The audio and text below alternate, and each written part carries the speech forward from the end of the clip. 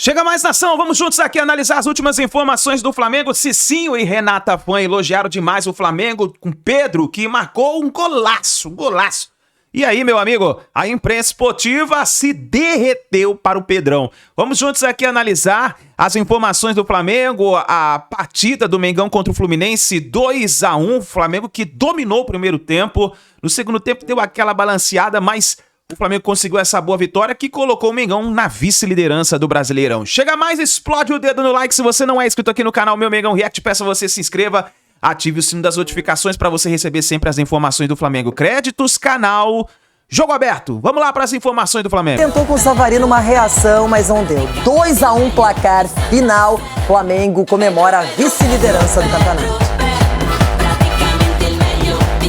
O Maracanã foi palco de mais um episódio da história do clássico mais charmoso do Brasil. Fluminense e Flamengo se enfrentaram em um duelo que começou antes mesmo de a bola rolar. A mudança da data da partida por conta do atraso do Flamengo na volta de Cusco, no Peru, no meio da semana, gerou incômodo principalmente na torcida do Flu. Não à toa, o atual presidente do Tricolor, Matheus Montenegro, através de uma rede social, deu explicações. O Fluminense, sim, pela grandeza do clube, o Fluminense nunca dependeu de nenhuma vantagem para enfrentar nenhum rival que fosse do futebol brasileiro. Dentro de campo, o Flamengo dominou as ações do primeiro tempo. Enquanto o tricolor não finalizou uma vez sequer no gol de Rossi, o rubro-negro chegou com perigo nesse chute de Everton Araújo. Aos 7 minutos, Fábio saiu jogando errado e Pedro, de muito longe, abriu o placar e se tornou o maior artilheiro do clube no século.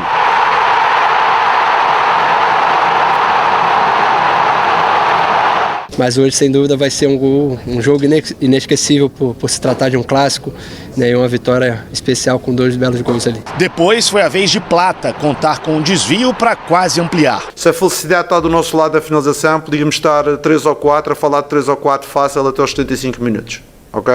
O segundo tempo começou com o Fluminense um pouco mais com a posse de bola e o Flamengo tentando sair no contra-ataque. E o primeiro espaço apareceu logo aos 4 minutos. Plata saiu cara a cara com Fábio, mas o goleiro tricolor levou a melhor. Logo depois, Samuel Lino deu essa assistência maravilhosa de 3 dedos para Pedro, de peito, marcar novamente e fazer o seu 7º gol desta maneira. Porque era uma das coisas que eu ouvia muito aqui quando cheguei, era que o Pedro não sabia pressionar. Eu acho que o Pedro está a demonstrar que é um jogador completo na ação defensiva, na ação ofensiva, na construção, no apoio e na finalização também. Aos 18 minutos, adivinha quem apareceu mais uma vez? Pedro bateu colocado e carimbou a trave de Fábio. Aos 30 minutos, René testou bonito, mas Rossi espalmou. Na sequência, Alexandro cortou errado e Savarino recolocou o Fluminense no jogo.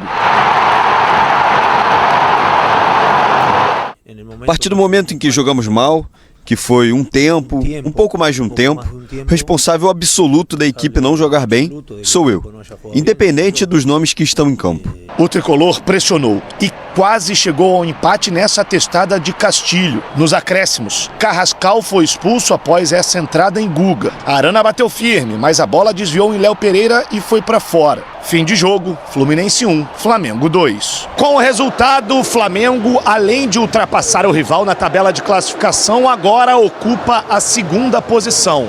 Já o tricolor caiu para o 4º lugar. A partir de agora, as 2 equipes pensam na Libertadores da América.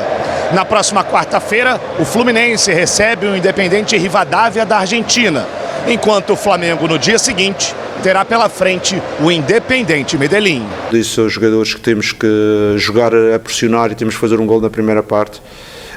Temos que reduzir espaços, provocá-los com bola, sem bola, na pressão, na saída de bola. Em termos estratégicos trabalhamos bem, os jogadores compreenderam no campo e eles tiveram uma atitude formidável.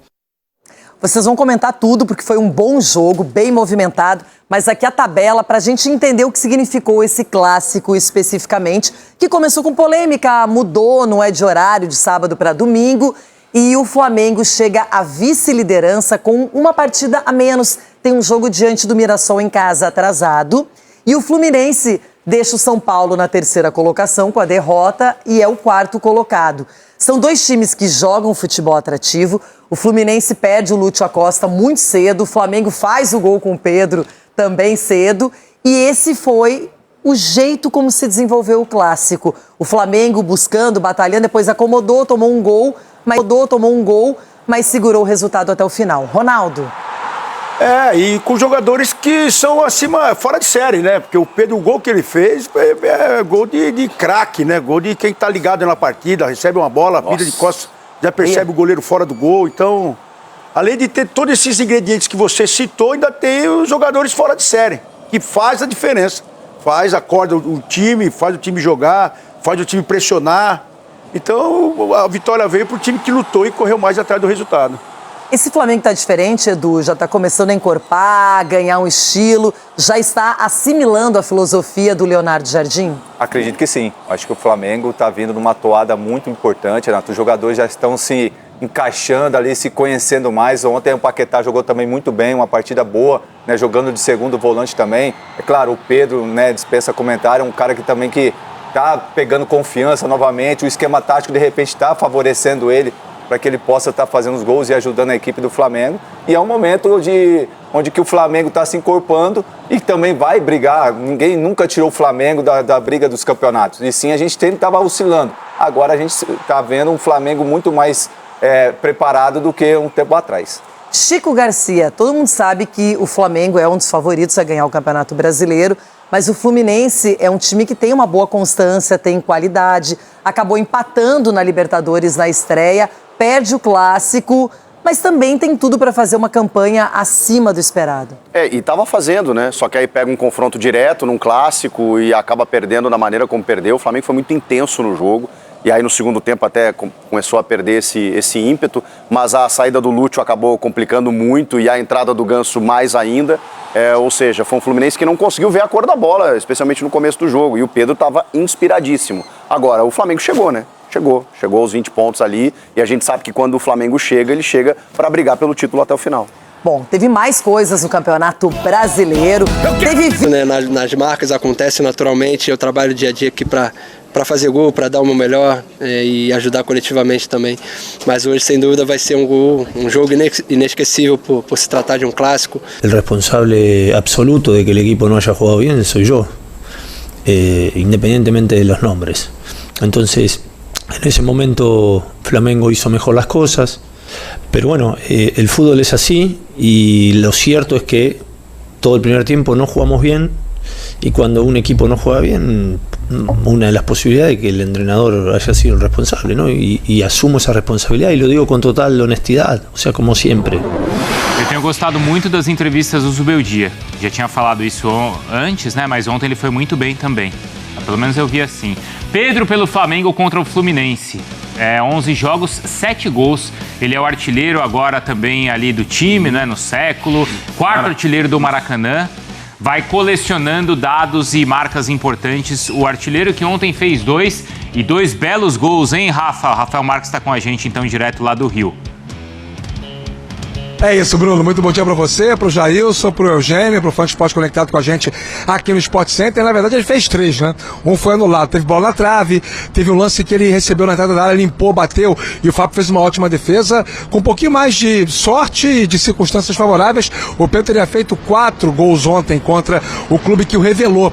E os números mostram que ele é o grande carrasco do Fluminense. Já fez 7 gols pelo Flamengo contra o seu ex-clube e atingiu marcas expressivas com o clássico de ontem. Agora é o principal artilheiro do Flamengo na era dos pontos corridos, no século XXI, 163 gols, enfim, números incríveis. Ele passa a ser o 6º maior artilheiro da história do Clube de Regatas do Flamengo e uma atuação que deixa aquela discussão sempre no ar, né? Será que ainda há brecha para o Ancelotti cogitar a possibilidade do Pedro jogar a Copa do Mundo por ser um centroavante específico, né? Uma situação que a seleção brasileira não tem, mas esse é um papo para outra hora. Ontem realmente o Flamengo mereceu vencer o Fluminense, como os companheiros já destacaram, o Jailson e também o Eugênio.